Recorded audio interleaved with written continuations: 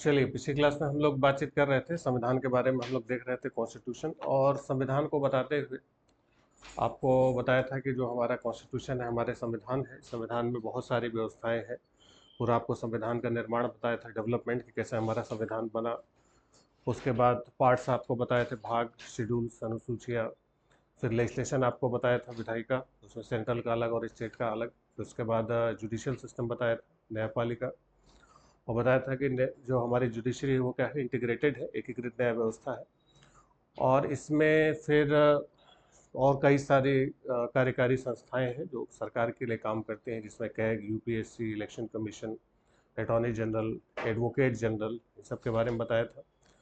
फिर कुछ माइनॉरिटीज़ के लिए कमीशन बनाए गए, अरे ये कुछ कमीशन बनाए गए थे। आपको बताया था कि शेड्यूल कास्ट के लिए, शेड्यूल ट्राइब्स के लिए, और महिला ओबीसी के लिए कमीशन अब कॉन्स्टिट्यूशनल कर दिया गया है। इसके अलावा कुछ जो है कि संविधानेतर संस्थाएं भी हैं एक्स्ट्रा कॉन्स्टिट्यूशनल, जिसमें माइनॉरिटी कमीशन है, अल्पसंख्यक आयोग है, महिला आयोग है, ह्यूमन राइट्स कमीशन है, मानवाधिकार आयोग है। इसके अलावा आपको बताया था कि जो लोकायुक्त और लोकपाल है जो ombudsman की स्कीम पर काम करते हैं।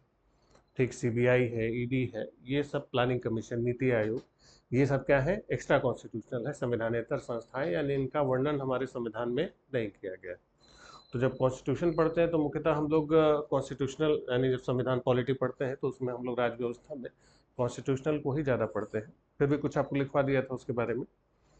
अब इसके अलावा अब एक और टॉपिक हम लोग का है कि जैसे हमारा जो संविधान बनाया गया, जो कॉन्स्टिट्यूशन ऑफ इंडिया बना, तो संविधान के बनाते समय जो संविधान निर्माताओं ने जो संविधान का निर्माण किया, तो संविधान निर्माताओं ने जो संविधान बनाया, तो जो उन्हें अपने समय के हिसाब से बेस्ट लगा, बेहतरीन लगा, वो उन्होंने संविधान तैयार किया। लेकिन उनको ये पता था कि जो हमने कॉन्स्टिट्यूशन तैयार किया है, जो संविधान बनाया है, वो अभी की समस्याओं के लिए जो उन्होंने सबसे अच्छा समझा वो बनाया। लेकिन आने वाले समय में हो सकता है कि संविधान नई चुनौतियों, नई समस्याओं का सामना करने में सक्षम न हो, कुछ कमजोरियां हो सकती हैं। तो इसलिए कहा गया कि समय समय पर संविधान को संशोधन भी किया जा सकता है, उसको क्या, संशोधित भी किया जा सकता है, उसको अमेंड किया जा सकता है। ठीक है। तो ये व्यवस्था इसीलिए रखी गई कि जब संविधान बना था तो उस समय इंटरनेट और फेसबुक और ट्विटर, यूट्यूब तो था नहीं। लेकिन बाद में जब आएगा तो इनको कौन रेगुलेट करेगा, कैसे रेगुलेट करेगा? उसके लिए संविधान में अगर कुछ बदलने की जरूरत हुई, कुछ चेंजेस की जरूरत हुई, भाई संविधान निर्माता दूरदर्शी थे, लेकिन 75 साल बाद तकनीकी क्या होगी इसका अंदाजा उनको भी नहीं था। ठीक है। तो इसलिए उन लोगों ने कहा कि आने वाले समय में संविधान में कुछ बदलाव अगर चाहे तो संसद कर सकती है।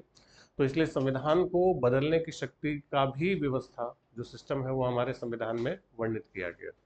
ठीक है। तो वही जो समय समय पर नई नई चुनौतियां हैं, उसका सामना करने में जो हमारा संविधान सक्षम नहीं रहा, उसके लिए जो नई व्यवस्थाएं जोड़ी गई, उसी को हम लोग क्या बोलते हैं, संविधान संशोधन, कॉन्स्टिट्यूशनल अमेंडमेंट। तो इस अमेंडमेंट को पढ़ेंगे। अब अमेंडमेंट में दो तीन चीज़ें हैं कि पहली तो इसकी प्रक्रिया है, तीन चीज़ें इसमें हम लोग मुख्य रूप से देखते हैं। पहली तो इसकी प्रक्रिया है, प्रोसीजर। ठीक। दूसरा इसके प्रकार, किन किन प्रकारों से इसको अमेंड किया जा सकता है। और तीसरा इसके नंबर्स, कौन कौन से अमेंडमेंट अब तक हो चुके हैं। ठीक है। तो नंबर से भी पूछे जा सकते हैं सवाल, इसके प्रकार से भी पूछे जा सकते हैं, और प्रक्रिया से। वही तीनों चीज़ें हम लोग एक एक करके देखते हैं। ठीक है। तो इसकी जो शुरुआत हम लोग करते हैं कि पहली बात तो इसकी हम जो प्रोसीजर है, प्रक्रिया है, प्रक्रिया आपको समझाते। पहले संविधान का संशोधन हेडिंग डाल लीजिए, अमेंडमेंट ऑफ द कॉन्स्टिट्यूशन, संविधान का संशोधन, अमेंडमेंट ऑफ द कॉन्स्टिट्यूशन, संविधान का संशोधन, amendment of the constitution heading डाल लीजिए। ये किस भाग में है, पार्ट कौन सा है, लिखवाए थे आपको शुरुआत में पार्ट सारे, भाग 20, पार्ट 20। तो भाग 20 में किसके बारे में बताया गया है, संविधान के संशोधन के बारे में बताया गया है, अमेंडमेंट इन कॉन्स्टिट्यूशन। ठीक। किस भाग में है, भाग 20। कहाँ से लिया गया संविधान संशोधन की प्रक्रिया, अमेंडमेंट का प्रोसीजर किस देश से लिया गया, बताइए। विदेशी स्रोत लिखवाए थे, फॉरेन सोर्सेज पढ़ नहीं रहे हैं आप लोग? संविधान का संशोधन कहाँ से लिया गया था? देखो लिखवाए हैं ऐसा क्या? अमेंडमेंट का प्रोसीजर कहाँ से लिया गया? साउथ अफ्रीका से लिया गया, दक्षिण अफ्रीका से लिया गया। ठीक, अब इसमें हमारे एक ही अनुच्छेद है, आर्टिकल 368, ये अनुच्छेद 368, 368।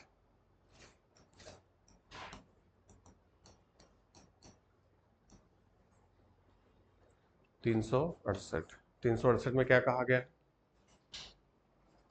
368 आपने लिखा होगा, लिखने के लिए दिए थे आपको। तो 368 में क्या कहा गया है?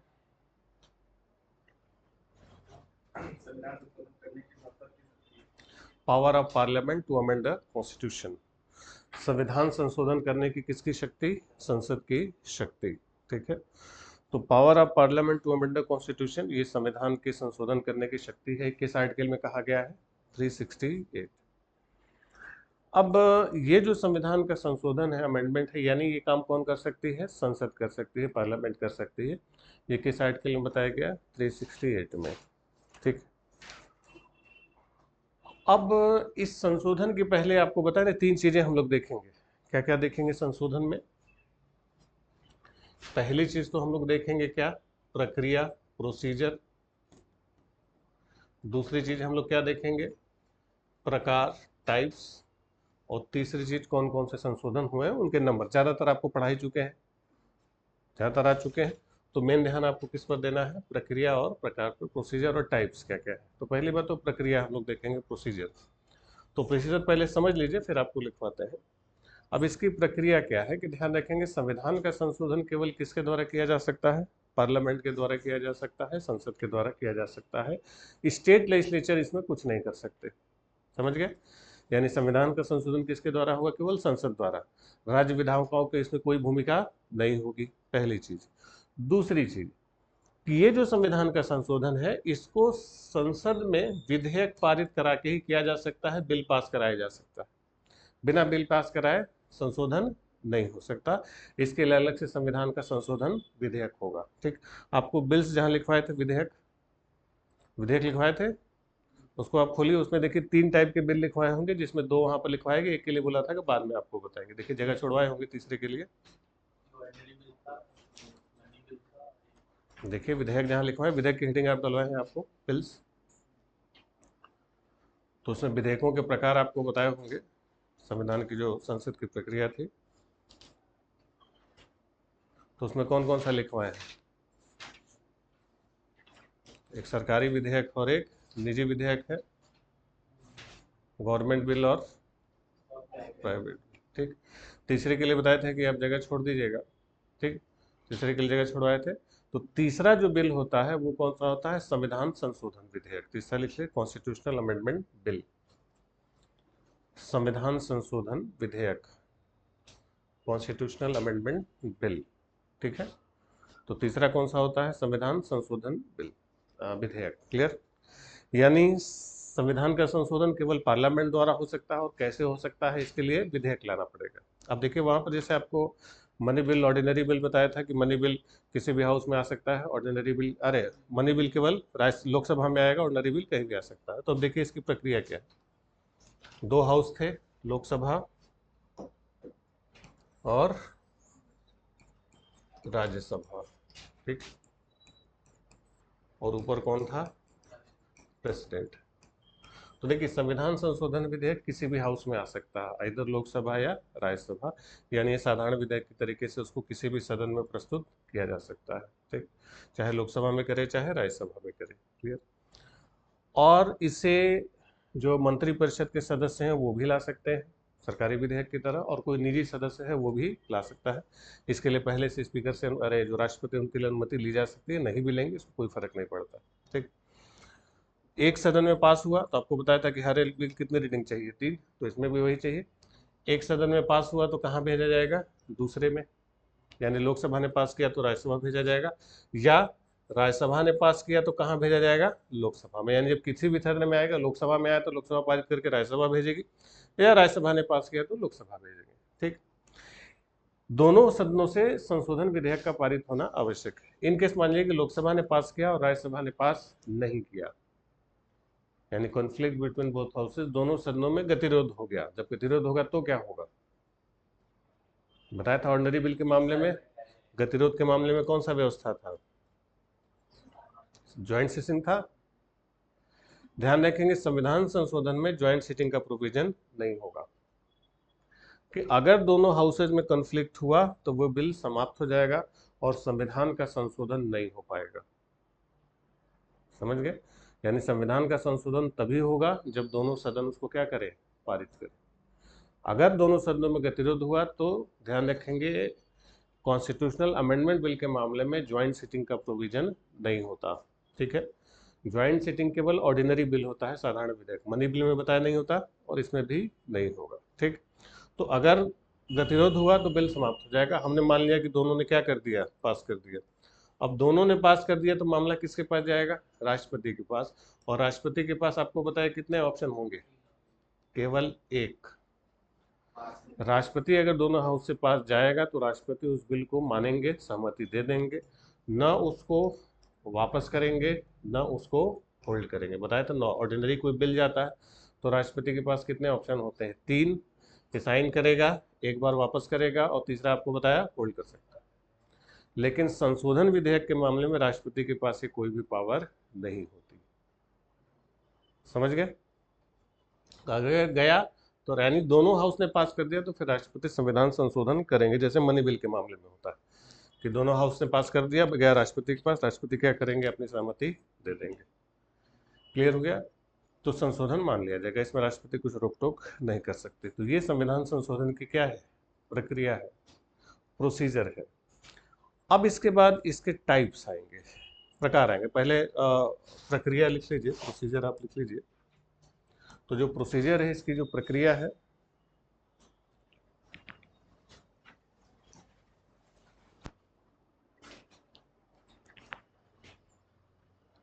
लिख लीजिए।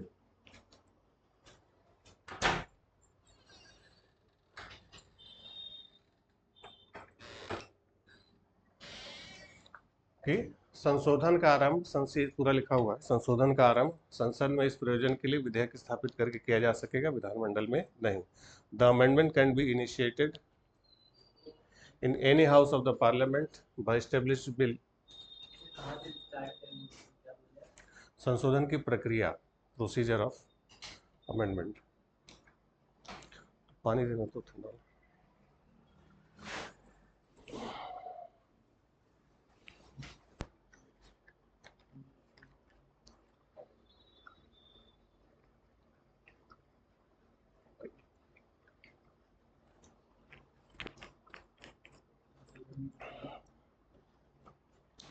संसद के किसी सदन में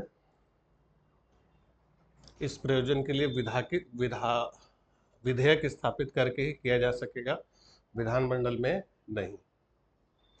The amendment can be initiated in any house of the parliament by establishing a bill for this purpose and not in the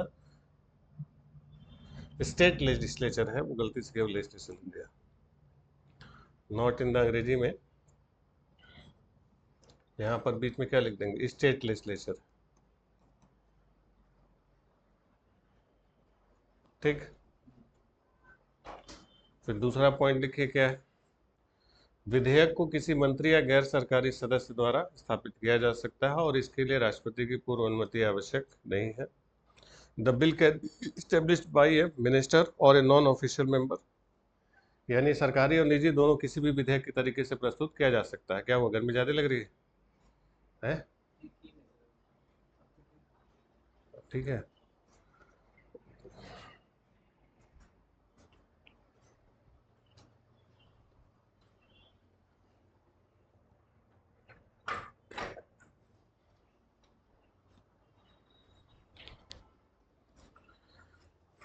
यानी एक मिनिस्टर भी इसको ला सकता है, जैसे सरकारी विधेयक आपको बताया था, और एक ऑर्डिनरी बिल के तरीके से भी इसको लाया जा सकता है। ठीक है, the bill can be established by A minister और अ नॉन ऑफिशियल मेंबर,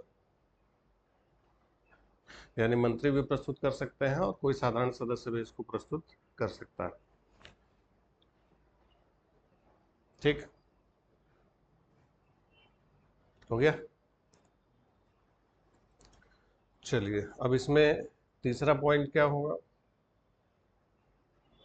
तीसरी चीज क्या बताई थी, दोनों सदनों से अलग अलग पारित होना आवश्यक है। अगर गतिरोध हो गया तो विधेयक क्या हो जाएगा, समाप्त हो जाएगा। संशोधन के मामले में ज्वाइंट सिटिंग का प्रोविजन नहीं है।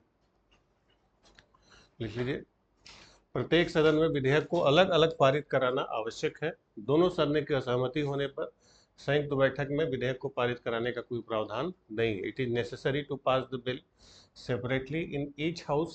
If there is disagreement between the two houses, there is no provision for passing the bill in the joint sitting. यानी अगर दोनों में कॉन्फ्लिक्ट हुआ, गतिरोध हुआ, तो फिर ज्वाइंट सिटिंग का प्रोविजन नहीं होगा।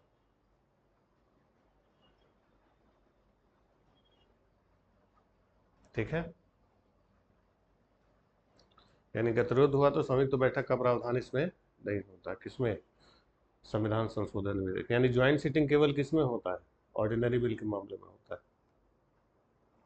न मनी बिल के मामले में होगा, ना अमेंडमेंट के मामले में होता है। ध्यान रखिए कि यही सभी स्टेटमेंट बनते हैं आपकी परीक्षाओं में। ठीक है, कोई स्टेटमेंट ऐसे लिखा रहता है।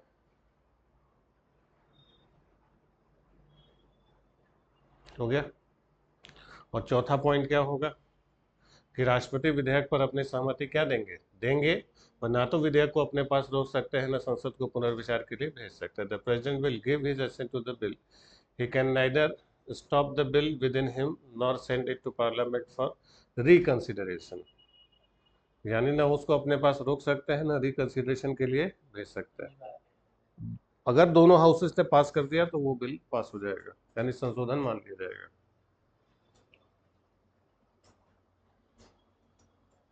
तो संविधान संशोधन के मामले में राष्ट्रपति की शक्तियां क्या होती हैं, सीमित होती हैं। वही ये पूरा यहां से वहां तक नजर रखनी पड़ेगी।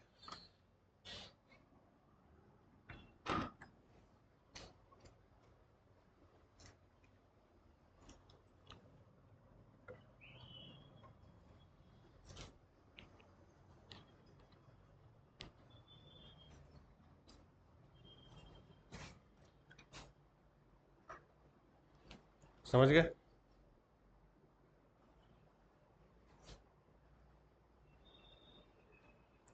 तो 4 स्टेप में संशोधन की प्रक्रिया पूरी होती है। पहला स्टेप क्या था, आपको बताया। पहला स्टेप क्या था कि संविधान का संशोधन केवल किसके द्वारा लायक हो सकता है, संसद द्वारा हो सकता है, विधेयक पारित करा के, राज्य विधानमंडलों द्वारा नहीं। दूसरा पॉइंट क्या था,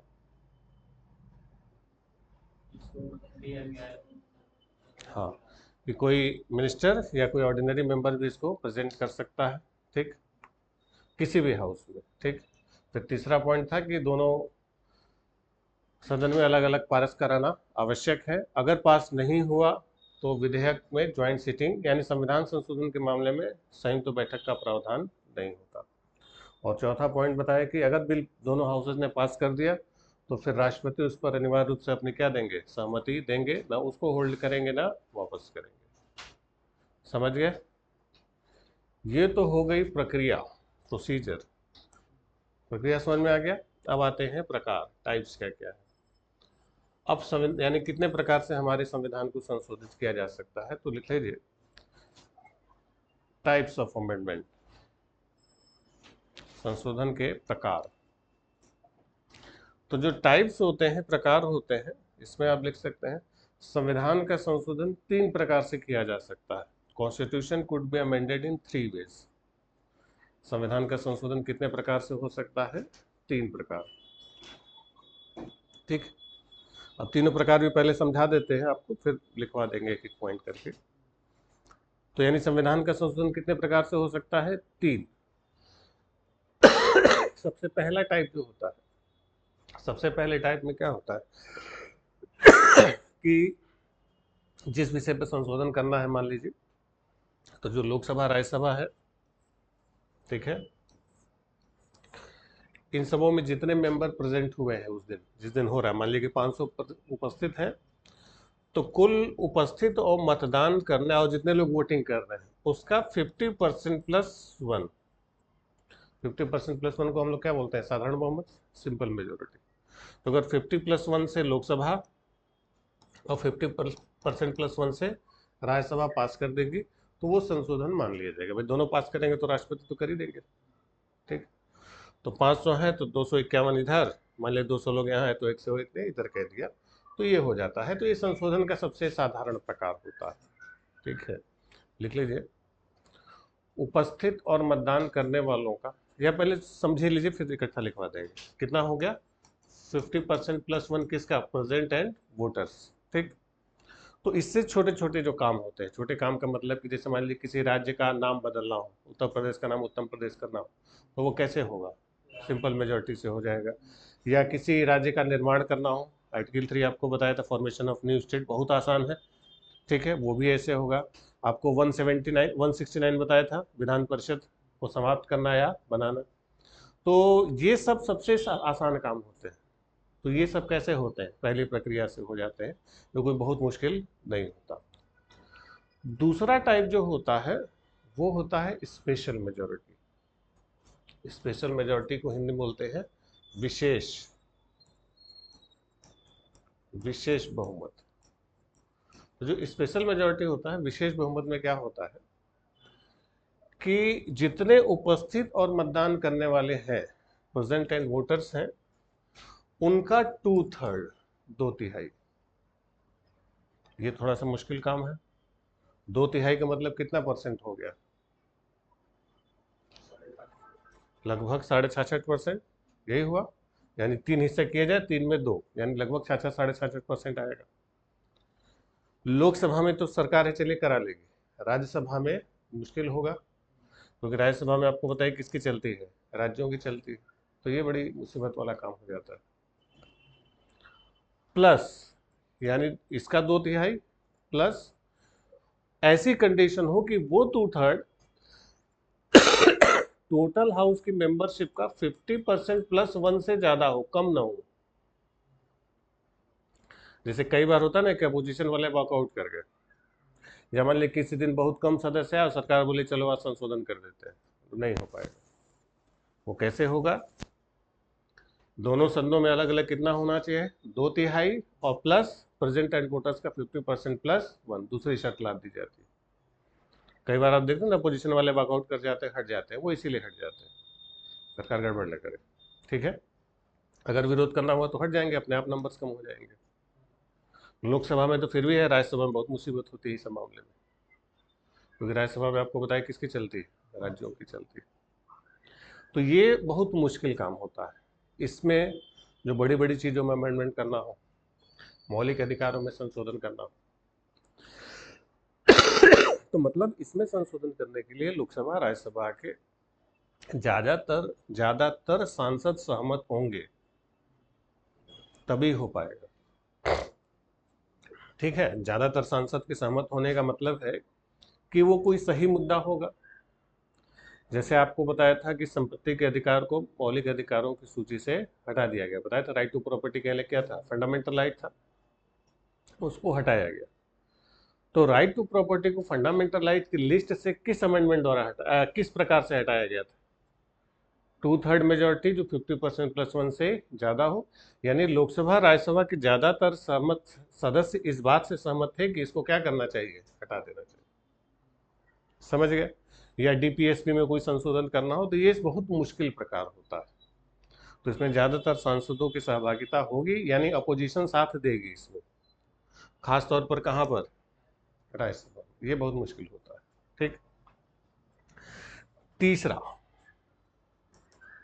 तीसरा इससे एक स्टेप आगे चला जाता है। अब तीसरी प्रक्रिया में क्या होता है कि पहले तो लिया जाता है विशेष बहुमत, यानी स्पेशल मेजोरिटी, जो दूसरा वाला क्राइटेरिया है ये पूरा, यानी ये क्राइटेरिया पूरा होना चाहिए कि उपस्थित और मतदान करने वालों का 2/3 जो कुल सदस्य संख्या के 50%+1 से ज्यादा हो, यहाँ भी और यहाँ भी, यानी लोकसभा राज्यसभा के ज्यादातर सांसद तैयार हो कि हाँ हमें वो संशोधन करना है। इसके बाद क्या करते हैं, यानी दूसरी प्रक्रिया पूरी हो गई।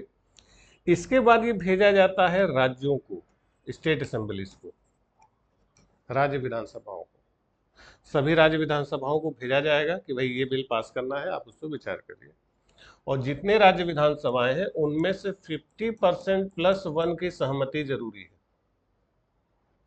यानी अगर 30 विधानसभाएं हैं तो कम से कम कितने चाहिए? 16। 16 विधानसभा पास करके इसको भेजेंगी तभी माना जाएगा, अदरवाइज नहीं माना जाएगा। ठीक है, दो चार ने रोक भी लिया तो कोई फर्क नहीं पड़ेगा, आधे से अधिक की सहमति होनी चाहिए।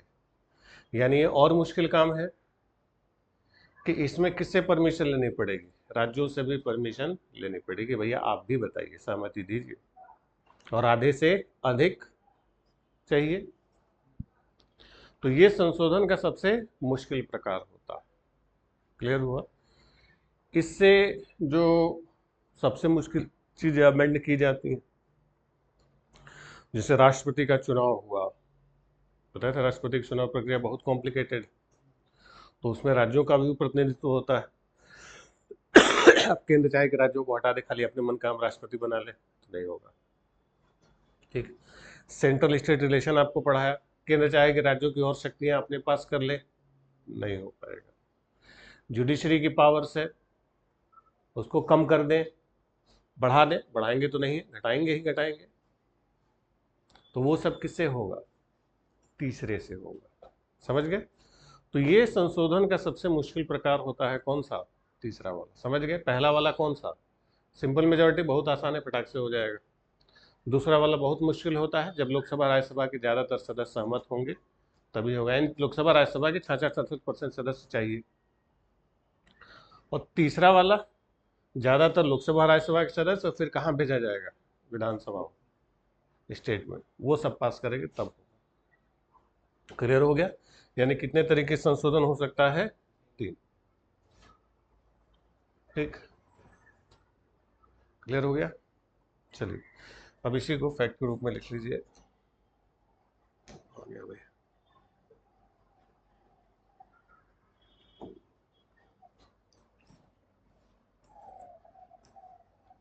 क्या लिखे? संविधान संशोधन कितने प्रकार से हो सकता है? 3 प्रकार से।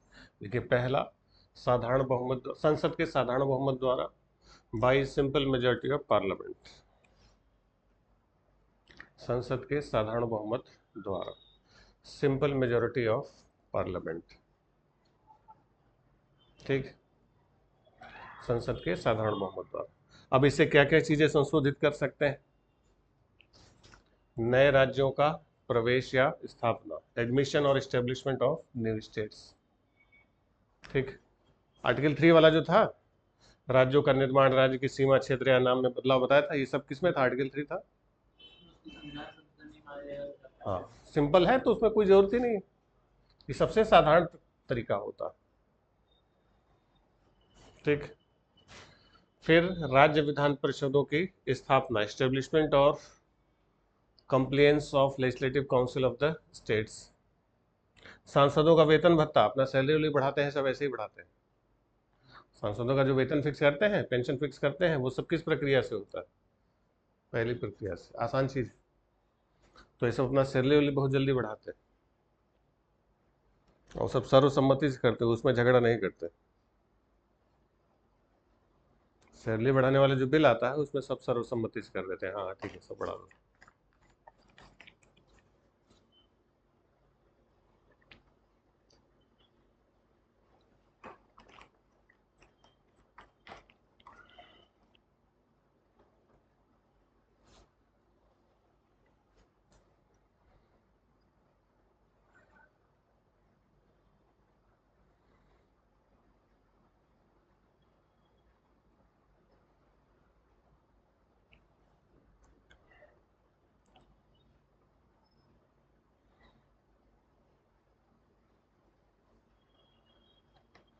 हो गया?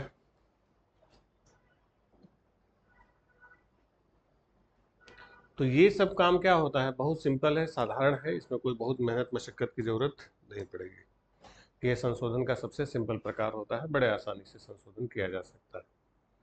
सांसदों का वेतन भत्ता बताया था, शेड्यूल 2 में दिया है, वो सब फटाक संशोधन कर सकते हैं। ठीक, दूसरा लिखिए, विशेष बहुमत द्वारा, बाई स्पेशल मेजोरिटी। विशेष बहुमत द्वारा, बाय स्पेशल मेजॉरिटी। ठीक है, अब विशेष बहुमत क्या होता है, लिख लीजिए।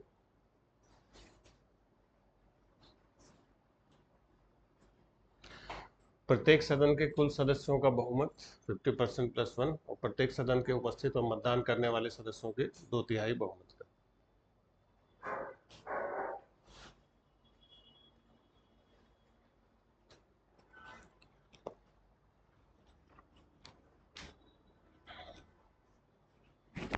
मतलब 50% प्लस 1 वो मेंबर वहाँ पे प्रेजेंट होना चाहिए। 2/3 जो है वो 50% प्लस 1 से ज्यादा होने चाहिए।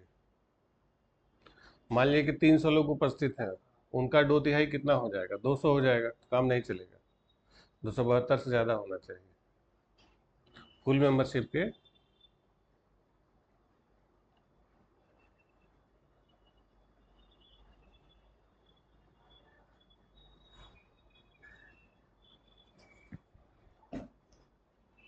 क्लियर हो गया।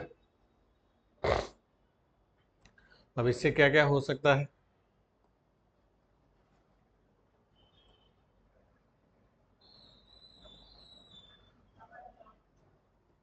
अब जैसे राज्यसभा में किसी दिन 150 सदस्य हैं, 150 सदस्य हैं, अब इनका 2/3 लेंगे तो कितना हो जाएगा, 100 हो जाएगा। तो इससे काम नहीं चलेगा, कितने होने चाहिए, 245 का आधा कितना हो गया, 123। कम से कम 123 चाहिए राज्यसभा के लिए, यानी ऐसा 2/3 जो 50% प्लस 1 से क्या हो, ज्यादा हो।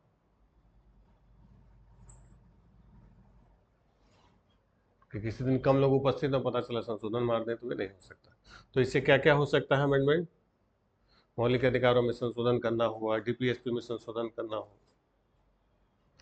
और एक और ध्यान रखेंगे कि जो पहले और तीसरे में मेंशन नहीं है वो किससे होता है, दूसरे से होता है। लिख लीजिए, वे सभी उपबंध जो प्रथम और तृतीय श्रेणी में संबंध न हो, all provisions not related to the first and third categories. पहला वाला जो बताया उसमें मेंशन नहीं है, जो तीसरा वाला बताएंगे उसमें मेंशन नहीं है, तो वो किससे होगा। यानी अगर एग्जाम में पूछा जाए कि इसमें संशोधन किससे हो सकता है, नहीं कोई पढ़ा तो आप किसमें लगा देंगे, स्पेशल मेजोरिटी से। जो बाकी दोनों लिस्ट में नहीं है तो वो किससे होगा, दूसरे वाले से होगा। समझ गया।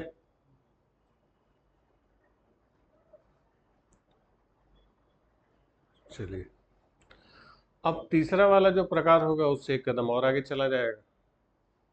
एक कदम और जाने का मतलब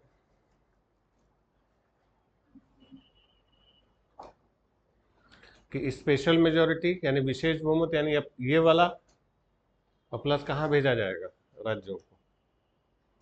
तीसरा लिख लीजिए, ये लिख लिया ना दूसरा वाला, लिखिए संसद का विशेष बहुमत और आधे से अधिक राज्यों की सहमति से, राज्य विधानसभाओं की सहमति थे। Special majority of the parliament and with the consent of more than half state legislatures.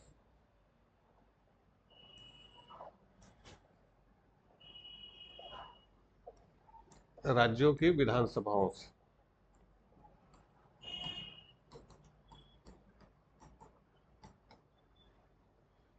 की सहमति से। ठीक है, majority of parliament and with the consent of more than half state legislature.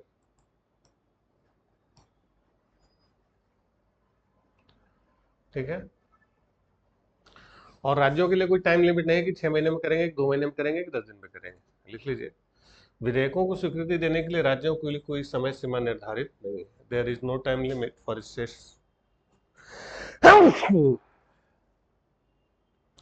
विधेयकों को स्वीकृति देने के लिए राज्यों के लिए कोई समय सीमा निर्धारित नहीं है।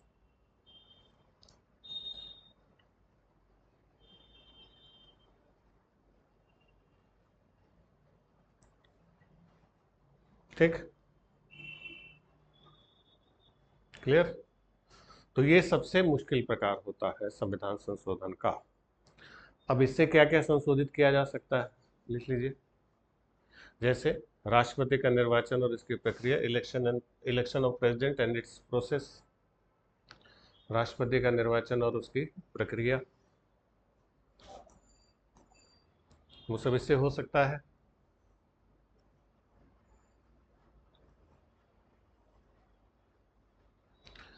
केंद्र और राज्य की कार्यकारिणी शक्ति का विस्तार, expansion of executive powers of the centre and state, केंद्र और राज्य की कार्यकारिणी शक्ति का विस्तार, expansion of executive powers of central and states,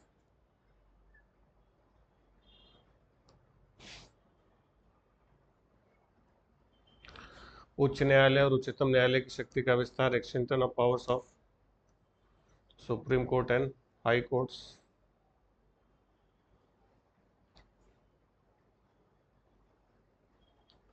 seven schedule, सातवीं अनुसूची, सेवन शेड्यूल में बताया था क्या था, सेंट्रल और स्टेट के बीच सेपरेशन ऑफ पावर दिया गया है, तो उसको चेंज करके सब अपने पास रख ले, नहीं हो सकता, उसके लिए पूछना पड़ेगा राज्यों से, सब्जेक्ट टू सेवन शेड्यूल्स। संसद में राज्यों का प्रतिनिधित्व बढ़ाना हो घटाना हो, representation of states in parliament,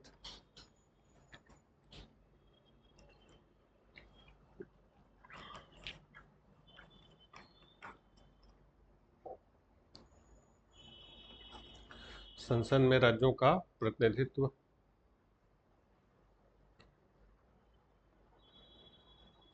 समझ गए। तो ये सब बहुत मुश्किल काम होते हैं, ऐसे हैं जिसमें अब देखिए राज्यों की भी भूमिका है। मैं राज्यों की सीटें बढ़ेंगी घटेंगी तो राज्यों से परमिशन लेनी पड़ेगी। सेवन शेड्यूल में राज्यों की पावर्स है, उनको घटाना बढ़ाना है, लेजिस्लेटिव पावर्स को घटाना बढ़ाना है, समझ गए। अब देखिए हो गया, यानी बहुत सोच समझ के संविधान के संशोधन की प्रक्रिया दी गई। अब एक सवाल आपसे अगर पूछे कि ये जो संविधान के संशोधन के तीनों प्रकार है, ये लिख लिया आप लोग, तो 368 की शक्ति कहती है कि संविधान का संशोधन किसी भी कौन कर सकता है, संसद कर सकती है, पार्लियामेंट कर सकती है। तो जो संसद ये संविधान संशोधन का प्रोसेस करती है, जो प्रक्रिया कर रही है,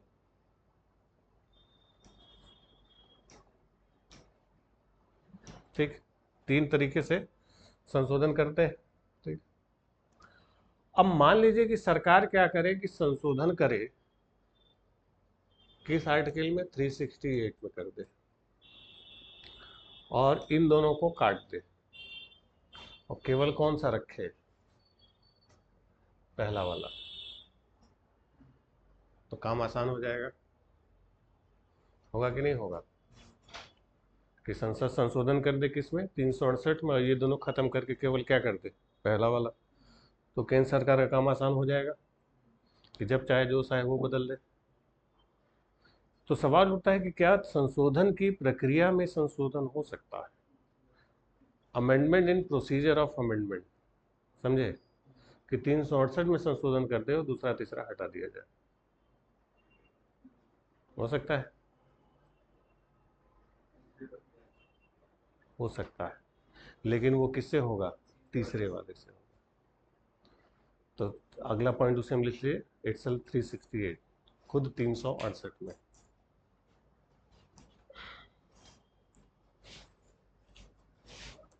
समझ गए।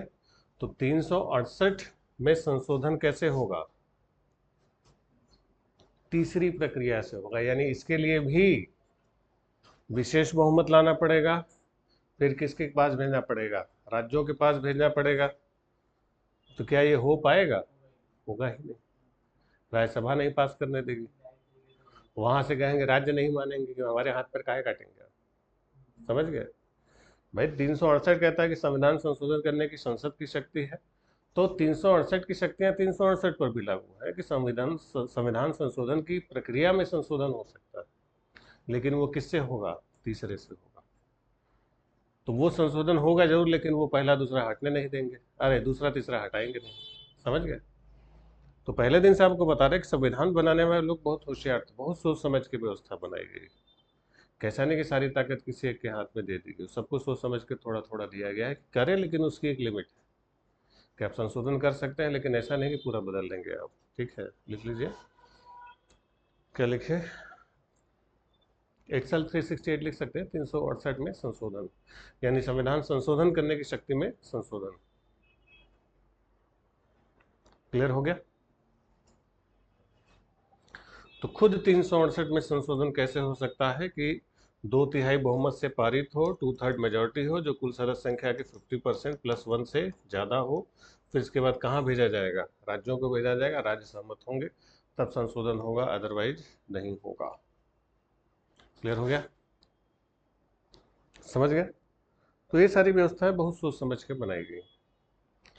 तो ये हो गई संविधान संशोधन की प्रक्रिया और उसके प्रकार, प्रोसीजर एंड इट्स टाइप। ठीक, अब कौन कौन से संशोधन हैं ये ज़्यादातर आपको पढ़ा चुके हैं एक एक करके, अगर आप पढ़े होंगे तो बस एक जो नंबर बस लिखते चले जाइए, बाकी डिटेल आप घर बैठ के लिखते रहिएगा। सबसे पहले है पहला संविधान संशोधन, फर्स्ट अमेंडमेंट। पहले संशोधन कब हुआ, 1951 में। क्या हुआ था पहले से बताया था, 9 शेड्यूल जोड़ा गया था, 9वीं सूची, भूमि सुधार और भूमि अधिग्रहण संबंधी कानून। बस नंबर लिखते जाइए 1। जो जो बीच बीच में नहीं लिखवाए बस वो लिखिएगा, ठीक है। बाकी चीज़ें आपको लिखवा चुके, पहले आपको पढ़ा चुके हैं। तो बताया था कि जो 9 शेड्यूल वाली प्रोविज़न थी तो वो सब किससे जोड़ा गया था, पहले संशोधन से।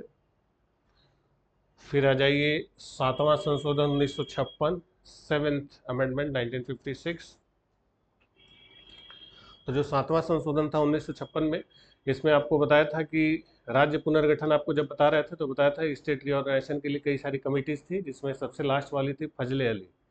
तो उसी फजले अली की सिफारिशों पर 1956 का स्टेट रीऑर्गेनाइजेशन एक्ट आया था, जिसमें 14 राज्य और 6 केंद्र शासित राज्यों की स्थापना हुई थी।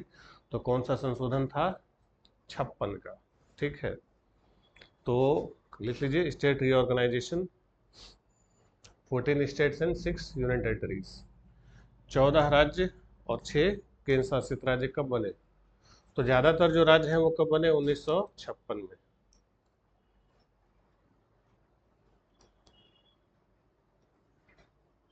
ठीक,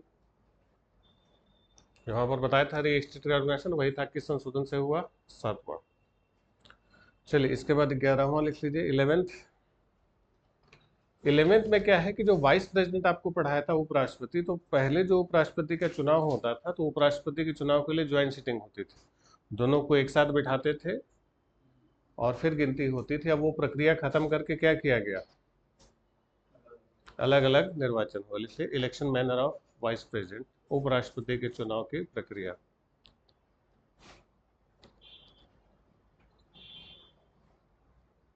ठीक, हो गया। अब देखिए, उपराष्ट्रपति और राष्ट्रपति दोनों में एक चीज कॉमन है कि जैसे अगर कोई सीट खाली है तो उसको आप चैलेंज नहीं करेंगे। जैसे राष्ट्रपति के चुनाव में विधानसभा आप हिस्सा लेते हैं, अब मान लीजिए किसी राज्य की विधानसभा भंग चल रही है तो क्या होगा, तो फिर उसको नल एंड वाइट मान लिया जाएगा, जीरो मान लिया जाएगा। समझ गए, कोई सीट खाली है, बोले सीटें खाली है तो कैसे वोट, सीट खाली है तो नहीं गिना जाएगा, हटाइए उसको। क्लियर, चलिए इसके बाद लिखिए 12वां संशोधन, 12, 1962। गोवा दमन द्वीप का भारत संघ में क्या हो गया, विलय हो गया। 12th अमेंडमेंट, 12वें संशोधन से गोवा दमन द्वीप का भारत संघ में क्या हो गया, विलय हो गया।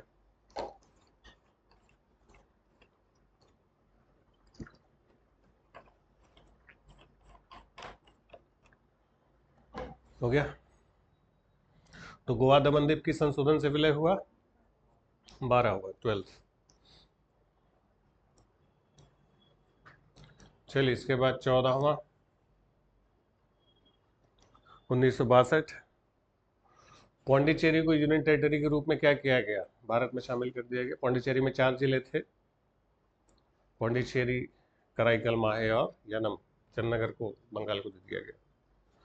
तो पौंडीचेरी यूनियन टेरिटरी के रूप में शामिल हुआ किस संशोधन से, 14वें संशोधन से। ठीक, चलिए फिर 21वां संशोधन लिख लीजिए, 21st अमेंडमेंट, ये पढ़ा चुके हैं। बताया था 9 शेड्यूल में कौन सी भाषा, अरे 8वीं अनुसूची में कौन सी भाषा जोड़ी गई थी, सिंधी। बताए थे पहले 1 + 3 + 4, तो 21वां लिख लीजिए, 21वें से क्या जोड़ा गया था, सिंधी जोड़ी गई।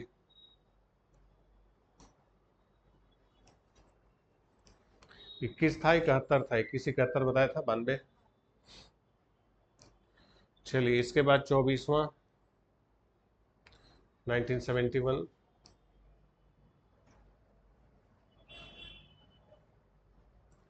संसद को मौलिक अधिकार सहित संविधान के किसी भाग में संशोधन करने का अधिकार दिया गया कि parliament has been empowered to amend any part of the constitution including fundamental rights, कि मौलिक अधिकारों समेत संविधान के किसी भी हिस्से में संशोधन कर सकते हैं। कौन? संसद, पार्लियामेंट। किस संशोधन से कहा गया? 24वें संशोधन से। और अभी थोड़ी देर आपको पहले बताया था कि राष्ट्रपति जो संविधान संशोधन पर मंजूरी देंगे अनिवार्य रूप से बाध्यकारी है, वो इसी संशोधन से किया गया था। लिख लीजिए, राष्ट्रपति द्वारा संवैधानिक संशोधन विधेयक को मंजूरी दिया जाना बाध्यकारी है, जरूरी है। कि नेसेसरी और binding constitutional amendment bill to be approved by the president, यानी संविधान संशोधन का विधेयक अगर गया राष्ट्रपति के पास तो राष्ट्रपति अनिवार्य रूप से उसको मंजूरी देंगे। ठीक है। चलिए इसके बाद 36वां 1975 में हुआ था। सिक्किम भारत का कौन सा राज्य बना? 22वां राज्य बना। Sikkim became the 22nd state of India. तो सिक्किम भारत का 22वां राज्य किस संशोधन से बना? 36वें संशोधन से बना। ठीक। चलिए इसके बाद 42वां संशोधन 1976। ध्यान रखेंगे 42वां संशोधन 1976 अब तक का सबसे बड़ा संशोधन है। इसको लेके कई विवाद रहा है, इस पर आगे भी चर्चा करेंगे जब प्रस्तावना आपको पढ़ा देंगे। तो संविधान से जुड़े हुए कुछ विवाद भी आपको हम बताएंगे। ठीक। तो इसमें 42वां का बड़ा रोल है। तो 42वां संशोधन इतना बड़ा था कि अपने आप में इसको लघु संविधान कहा गया, मिनी कॉन्स्टिट्यूशन। 42वां लिख लीजिए, क्या कहा गया? मिनी कॉन्स्टिट्यूशन, लघु संविधान। मिनी कॉन्स्टिट्यूशन, लघु संविधान। क्यों कहा गया? क्योंकि अब तक का सबसे बड़ा अमेंडमेंट यही है। ठीक है, ये सरदार स्वर्ण सिंह समिति की सिफारिशों के आधार पर जोड़ा किया गया था। अब तक का सबसे बड़ा क्या है? संशोधन है, इसलिए इसको क्या बोलते हैं? लघु संविधान, मिनी कॉन्स्टिट्यूशन। यहाँ पर स्मॉल लिख दिया है, किताबों में आपको मिनी लिखा हुआ मिलेगा। तो 42वें संशोधन को क्या बोलते हैं? Mini constitution. क्यों बोलते हैं? क्योंकि अब तक का सबसे बड़ा है। ठीक है, क्यों हुआ था इस पर अभी आगे हम लोग प्रेमबल पर बातचीत करेंगे। अब इसमें क्या क्या जोड़ा गया लिख लीजिए।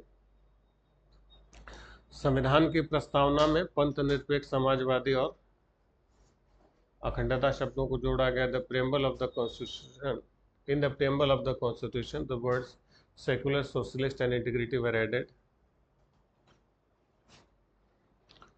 संविधान की प्रस्तावना में पंथ निरपेक्ष, समाजवादी और अखंडता शब्दों को जोड़ा गया। In the preamble of constitution the words secular, socialist and integrity were added.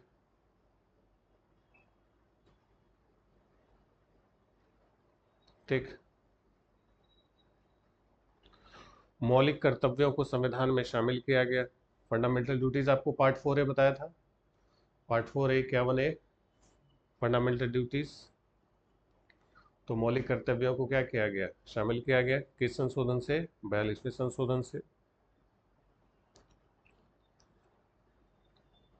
ठीक। राष्ट्रपति को मंत्रिपरिषद की सलाह के अनुसार कार्य करने के लिए बाध्य किया गया। The president was obliged to act on the advice of council of ministers, कि राष्ट्रपति मंत्रिपरिषद की सलाह पर ही क्या करेंगे? बताया था आर्टिकल 74 का एक्सटेंशन आपको बताया था कि राष्ट्रपति मंत्रिपरिषद की सलाह पर ही काम करेंगे। ठीक।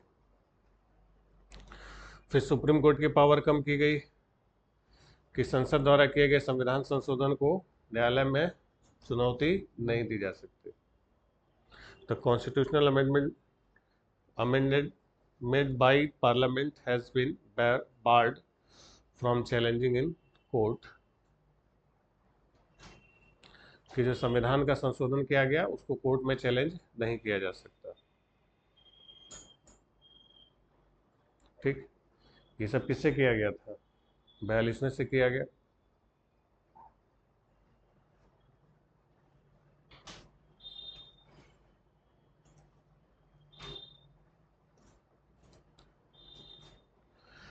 तीन नए डीपीएसपी जोड़े गए,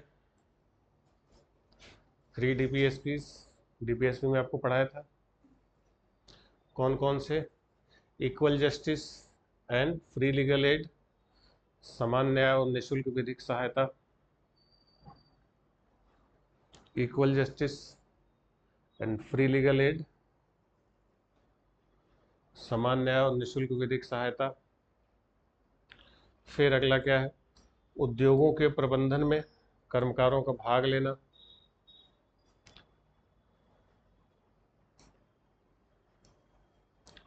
participation of workers in the management of industries, उद्योगों के प्रबंधन में कर्मकारों का भाग लेना। फिर पर्यावरण का संरक्षण एवं संवर्धन तथा वन्य और वन्य जीवों की रक्षा, to protect and improve the environment and safeguard forest and wild life. ये सब डीपीएसपी में किससे जोड़े गए थे? 42वें से जोड़े गए थे, 42nd अमेंडमेंट से।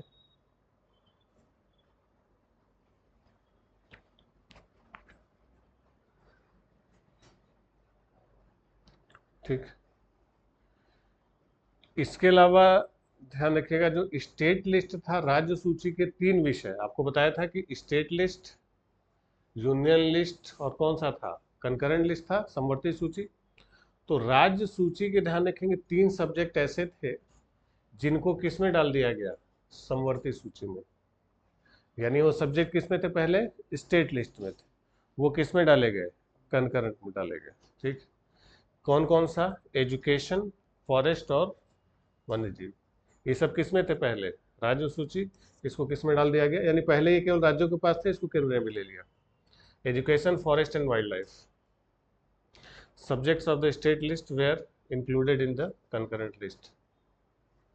शिक्षा, वन और वन्य जीव राज्य सूची के विषयों को किसमें शामिल कर दिया गया? समवर्ती सूची में डाल दिया गया। तो यानी ये तीनों चीजें पहले किसमें थी? स्टेट में थी। अभी एजुकेशन जैसे बताया था, एजुकेशन वगैरह किसमें आ गया है? कंकरेंट में। ये किस अमेंडमेंट से आया है? 42 से।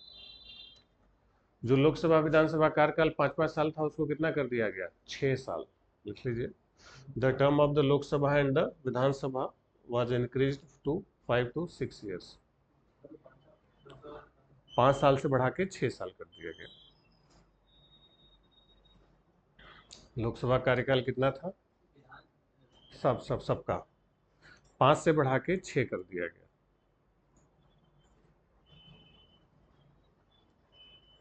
पहले कितना था? 5 साल था, उसको बढ़ा के कितना कर दिया गया? 6 साल कर दिया गया। किसका किसका? लोकसभा और विधानसभा लेजिस्लेटिव। अरे लिखा तो है। ठीक है, तो लोकसभा विधानसभा कितना कर दिया गया? 5 साल से बढ़ा के 6 साल कर दिया गया। क्या हो गया? नहीं समझ में आ रहा? समझ में आएगा। अरे अभी होगा भाई, तुमको क्या लग रहा है हम सनक गए? माथा खराब हो गया। बताया था कि 42वें पर बहुत विवाद, आपको पहले ही बताया कि सबसे बड़ा इस पर बहुत विवाद है, वो आगे बताएंगे विवाद क्या है। तो यही सब विवाद के मुद्दे हैं। ये पूरी तरीके से डिक्टेटरशिप थी, तानाशाही थी। समझ गए? तो 5 से बढ़ा के कितना कर दिया गया था? 6 कर दिया गया था सबको। लोकसभा विधानसभा सब कितने साल के लिए हो गए थे? 6-6 साल। ठीक, इसी को पलटने के लिए 44वां आया। 44वें 42वें की जितनी खराब बातें थी सब ठीक कर दी गई, फिर 6 से घट के 5 हो जाएगा। ठीक है, तो 44वां लिख लीजिए, 1978, 44। तो 42 और 44 एक दूसरे के क्या है? उल्टे चलते। समझ गए? तो 44वें से पहली बात तो राइट टू प्रॉपर्टी आपको बताया था, मौलिक अधिकार से हटा के कहाँ कर दिया गया? 300 में डाल दिया गया। लिख लीजिए, संपत्ति के अधिकार को मौलिक अधिकार की सूची से हटा दिया गया। Right to property was deleted from the list of fundamental rights। मौलिक अधिकारों की सूची से हटा दिया गया। ठीक, लोकसभा विधानसभा कार्यकाल 5 साल से 6 साल से घटा के कितना कर दिया गया? 5 कर दिया गया।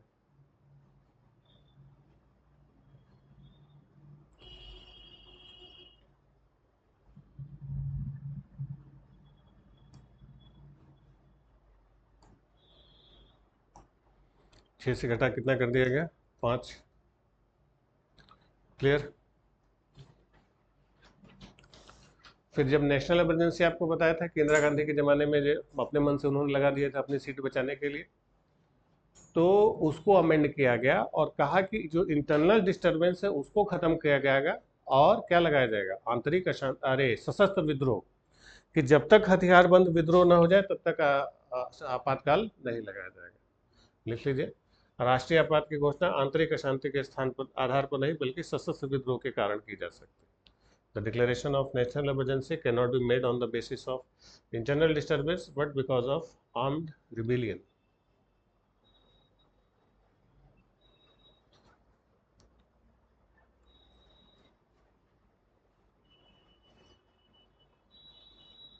हो गया? तो वहां पर जो बताया था वो 44 से शुरू, और इसमें फिर से वो जो राष्ट्रपति बताया था कि एक बार वहां पर था कि जो एक बार 42वें में कहा गया कि जो राष्ट्रपति ने कहा, अरे जो मंत्रिमंडल ने सलाह दी राष्ट्रपति उसको मानेंगे, एक बार वापस कर सकते हैं, इसमें फिर से बहाल कर दिया गया कि भाई एक बार वापस कर लीजिए। लिख लीजिए, राष्ट्रपति को अधिकार दिया गया कि मंत्रिमंडल की सलाह को एक बार पुनर्विचार के लिए वापस कर सकता है। The president was empowered to return the advice of the board council of ministers, board नहीं, council of minister once for reconsideration. लेकिन दूसरी बार बातें करेंगे, बताया था कि एक बार वापस कर सकते हैं, दूसरी बार नहीं करेंगे। तो 42वें से खत्म कर दिया गया था कि एक बार नहीं वापस करना।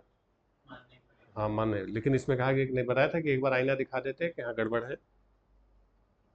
ठीक है, तो एक बार जो वापस करने की शक्ति फिर से किसमें बहाल कर दी गई? बताया था 42वें में जो गड़बड़ किया गया किसमें ठीक किया गया? 44वें में। तो फिर से इसमें बहाल कर दिया गया कि आप एक बार वापस कर सकते हैं। चलिए, 52 आपको बताया था, 10 शेड्यूल पढ़ाया था। 52 एंटी डिफेक्शन लॉ बताया था, दल बदल विरोधी कानून। 52 52वां संशोधन 1985, दल बदल विरोधी कानून आपको बताया था, कौन सा शेड्यूल था? शेड्यूल 10, अनुसूची 10। फिर लिखिए 61 अभी आपको पढ़ाया था, 61वां भी 2 दिन पहले बताया था। वोटिंग राइट्स 21 से घटा के कितनी कर दी गई? 18। ठीक, 69वां लिख लीजिए, 69वां 69th अमेंडमेंट 1991, कि दिल्ली को क्या कर दिया गया? राष्ट्रीय राजधानी क्षेत्र, दिल्ली एनसीआर घोषित किया गया। दिल्ली को बोलते हैं ना national capital region, Delhi NCR. Delhi NCR किस संशोधन से बना? 69th amendment. और कहा गया कि इसका भी क्या होगा? एक विधानसभा होगा, एक मुख्यमंत्री है, मंत्रिपरिषद है, जिसमें कितने सदस्य होंगे? 7। बताए थे दिल्ली के लिए 7 मंत्रिपरिषद। तो ये सब किस अमेंडमेंट से किया गया था? 69। ठीक, चलिए 70वां संशोधन 92, 17th अमेंडमेंट। 70वें से क्या किया गया? देखिए, दिल्ली के लिए विधानसभा बना दी गई, और फिर जब आपको राष्ट्रपति का चुनाव पढ़ा रहे थे तो बताइए कि राष्ट्रपति के चुनाव में राज्य के विधायकों के साथ साथ जो यूनियन टेरिटरीज के भी विधायक शामिल होते हैं, जिसमें दिल्ली और पौंडीचेरी, तो वो 70वें संशोधन से किया गया था। इसलिए 70वां संशोधन 92, राष्ट्रपति के निर्वाचक मंडल के रूप में दिल्ली एनसीआर विधानसभा के सदस्यों और पौंडीचेरी को भी शामिल कर दिया गया।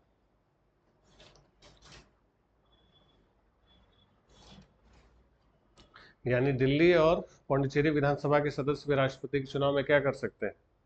हिस्सा ले सकते हैं। ये किस संशोधन से कहा गया था? 70वें, 70th अमेंडमेंट।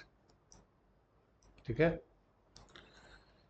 चलिए 73 आपको पढ़ाया था, पंचायती राज 1992 जो 24 अप्रैल 1993 को क्या हुआ, लागू हुआ। बस नंबर लिख लीजिए 73। 74 आपको बताया था 7 शेड्यूल नगर निगम म्यूनसिपलिटी,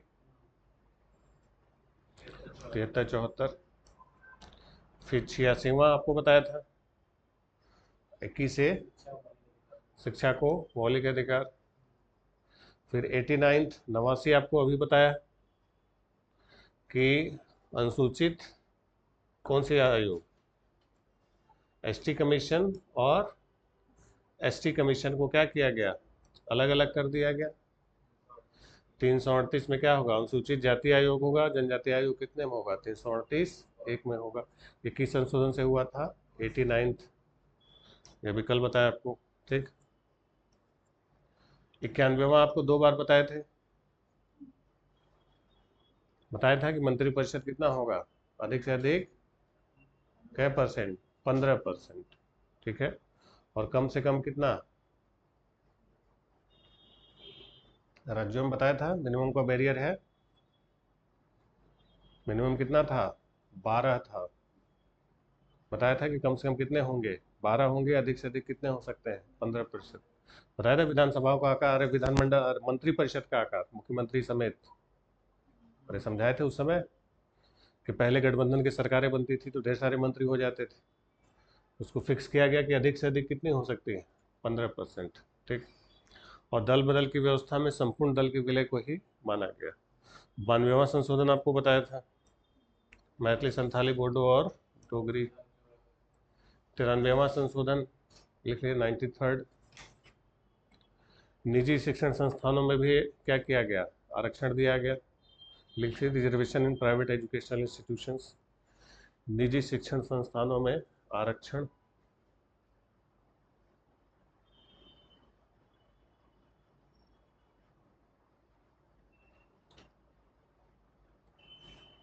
ठीक। फिर 97 97वां संशोधन जनवरी 2012 में किया गया। तो इससे जो सहकारी समितियां थी, लिख लीजिए 97 में कोऑपरेटिव सोसाइटी, सहकारी समितियां हर जगह जोड़ दिया गया। तो कोऑपरेटिव सोसाइटीज किससे जोड़ी गई, 97 में संशोधन। जैसे 19(1)(c) में था ना कि आप कोई भी पार्टी बना सकते हैं, दल बना सकते हैं, तो उसमें क्या जोड़ दिया, कोऑपरेटिव सोसाइटी बना सकते हैं। उसी तरीके से हर जगह जो कोऑपरेटिव समझाए थे, कोऑपरेटिव बैंक वगैरह समझा रहे थे, तो वही समझ लीजिए कोऑपरेटिव सोसाइटी। चलिए 101वां संशोधन जीएसटी 2017। 103वां संशोधन 103rd अमेंडमेंट ईडब्ल्यूएस आपको बताया था इकोनॉमिक वीकर सेक्शन, आर्टिकल 15(6) 16(6) लिखवाए थे 16(6). तो ईडब्ल्यूएस के लिए कितना परसेंट, 10% का क्या रहेगा, रिजर्वेशन रहेगा। किस संशोधन से, 103वां जनवरी 2019। चलिए 104वां, 104वें से आपको बताया था कि 4 अनुच्छेदों में संशोधन हुआ था। आर्टिकल 331 लोकसभा और विधानसभा लेजिस्लेटिव असेंबली, और 333 किसके लिए था, एंग्लो इंडियन। तो इसको क्या किया गया, खत्म किया गया। SC ST का रिजर्वेशन था 330 332। 330 में कहाँ पर, लोकसभा में रिजर्वेशन था, बताया था 84 सीटें, और विधानसभाओं में किस में था, 332 में था, बताया था। विधानसभा में किसका रिजर्वेशन, SC ST।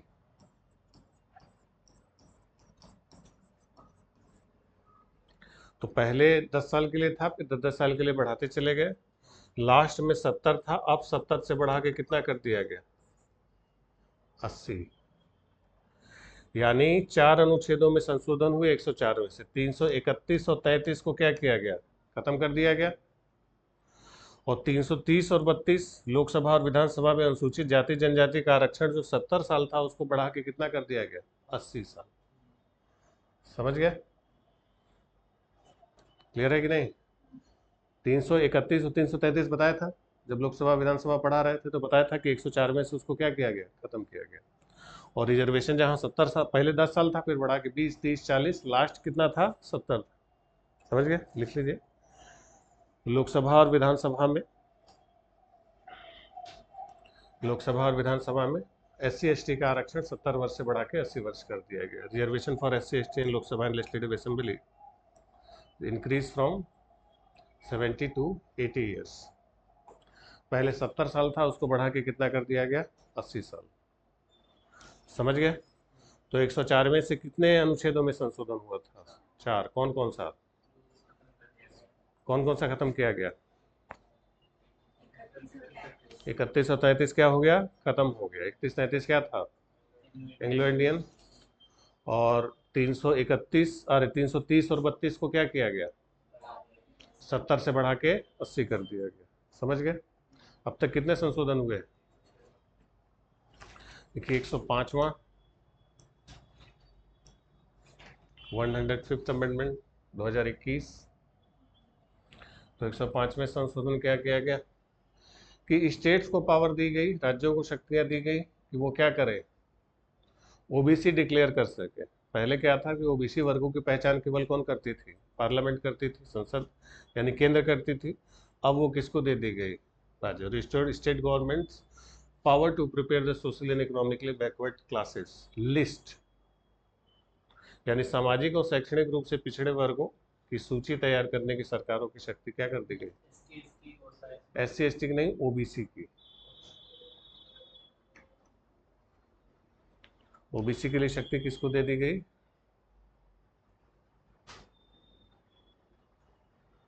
सामाजिक और शैक्षणिक, ओबीसी सीधे गई। ओबीसी डिक्लेयर करने की पावर किसको दे दी गई, राज्यों को दे दी गई। ओबीसी को कौन डिक्लेयर कर सकता है, स्टेट डिक्लेयर कर सकते हैं। ठीक, चलिए 106वां 2023 में आया था। और इसका ध्यान रखेंगे, बिल भी ध्यान रखिएगा, रिसेंट है तो रिसेंट का विधेयक भी ध्यान रखिएगा। विधेयक नंबर कौन सा था, 128 अमेंडमेंट बिल, विधेयक। बताया था पहले विधेयक की क्या बनता है, एक्ट बनता है। तो 106वां का नंबर क्या था, पहले 128 विधेयक था, पास होने के बाद कितना बन गया, 106वां संशोधन अधिनियम, अमेंडमेंट एक्ट। इसको नाम क्या दिया गया, नारी शक्ति वंदन अधिनियम।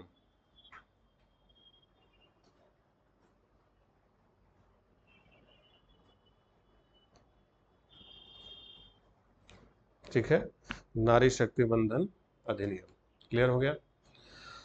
तो ये एक क्या था, वुमेन रिजर्वेशन बिल था, महिला आरक्षण विधेयक था, कि जिसमें लोकसभा, राज्य की विधानसभा इंक्लूडिंग जो यूनियन टेरिटरीज है, उन सब की विधानसभाओं में कितना रिजर्वेशन है, 1/3 सीटें अब किसके लिए आरक्षित होंगी, महिलाओं के लिए। लिख लीजिए, महिला आरक्षण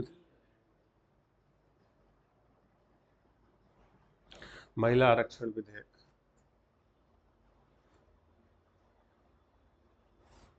महिलाओं के लिए आरक्षण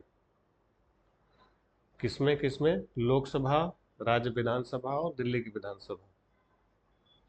महिलाओं के लिए कितनी सीटें आरक्षित हैं, 1/3। और उसमें भी SC/ST का भी उसमें शामिल किया गया, उनमें भी 1/3 कितनी होंगी, महिलाएं होंगी।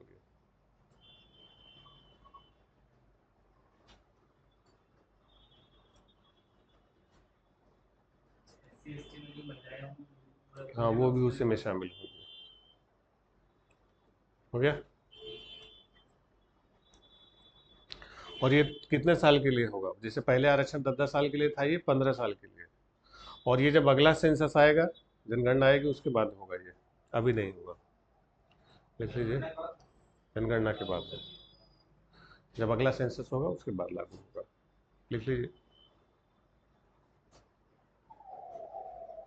The reaction will be effective after the publication of the census conducted following the Act's commencement and endures for 15-year period with potential extension determined by parliamentary action. आरक्षण अधिनियम के प्रारंभ होने के बाद आयोजित, यानी अब आरक्षण लागू हो गया, जो भी जनगणना होगी उसके बाद से प्रभावी होगा। और कितने साल की अवधि का विस्तार है? 15 साल तक रहेगा।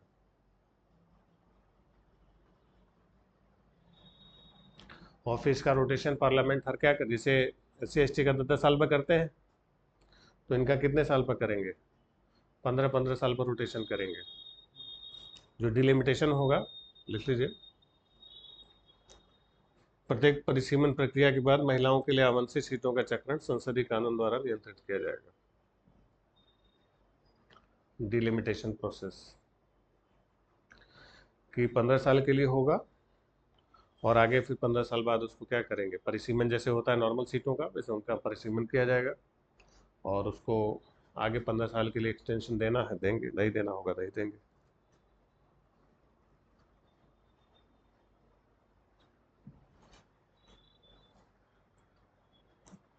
ठीक है, वो अगली जनगणना का जब आंकड़ा आएगा तब। और इसमें कौन कौन से अनुच्छेदों में संशोधन किया गया?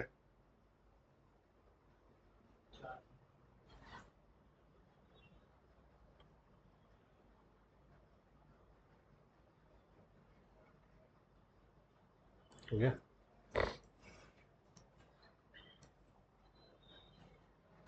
330A। 330 में क्या था? लोकसभा में जो अनुसूचित जाति के लिए आरक्षण था, अब उसको क्या कर दिया गया? महिलाओं के लिए कर दिया गया। Reservation for womens in Lok Sabha. 332 reservation for women in legislative assemblies, विधानसभा। 339AA NCR Delhi.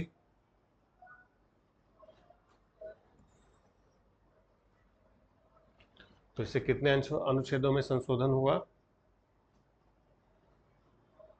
330, 332, 339 और 334। 330 में कहाँ पर?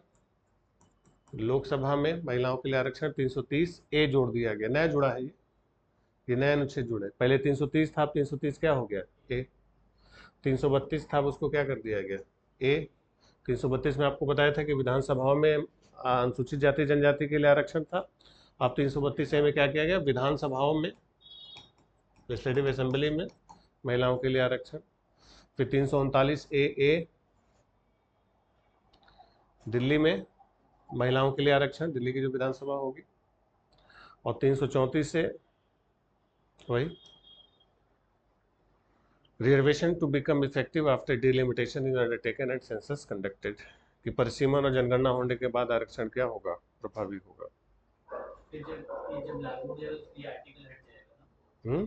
334 जब लागू हो जाएगा तो आर्टिकल हट जाएगा। आर्टिकल क्यों हटेगा भाई? मतलब जब जनगणना होगा हाँ, तो हर बार यही होगा ना, हर 15 साल बाद होगा।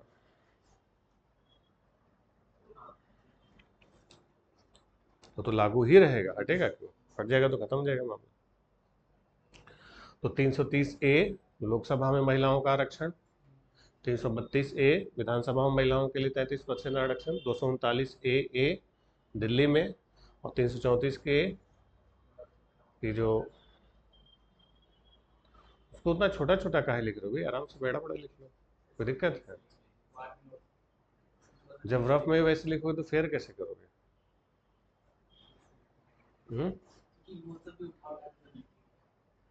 उतना समय रहता है, घर पे पढ़ लेते हो।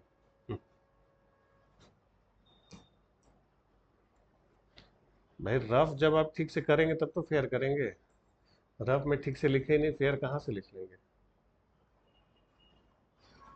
भाई फेयर कब सही करेंगे? जब रफ में लिखा हो। रफे नहीं लिखा, फेयर डायरेक्ट कर देंगे, कैसे करेंगे? चलिए खैर, वीडियो रहता है, आपको फिर नोट्स भी भेज देते हैं तो आप उसको कर सकते हैं, लेकिन ढंग से कीजिए, क्रम से कीजिए। सारी चीज़ें सिस्टम पर है, सिस्टम अगर गड़बड़ करेंगे तो सारा पढ़ा पढ़ाया बेकार हो जाएगा। सिस्टम से चलेंगे, सब कुछ तैयार रहेगा आपका।